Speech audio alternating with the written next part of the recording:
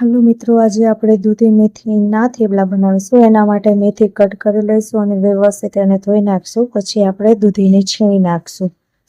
આદુ લસણ મરચાંની સરસ પેસ્ટ બનાવી દઈશું અને રોટલીનો લોટ ચાળીને લઈ લઈશું અને એમાં મીઠું, અજમો, તલ વ્યવસ્થિત રીતે નાખી અને એમાં તેલ મિક્સ કરી દઈશું। પછી એમાં મરચું, હળદર, દળેલી ખાંડ જો તમને મીઠાશ પસંદ હોય તો જ, બાકી નહીં નાખવાનું। અને પછી એમાં આદુ લસણ મરચાંની પેસ્ટ નાખી દઈશું। સોફ્ટનેસ માટે દહીં અને લીંબુ એડ કરીને વ્યવસ્થિત લોટને મસળી નાખશું। પછી આપણે એમાં કટ કરેલી મેથી અને દૂધીને એડ કરી દઈશું અને પછી વ્યવસ્થિત મિક્સ કરશું, કેમ કે દૂધી એનું પોતાનું પાણી છોડતી હોય છે, એટલે જરૂર લાગે તો પાણી એડ કરવાનું, બાકી નહીં।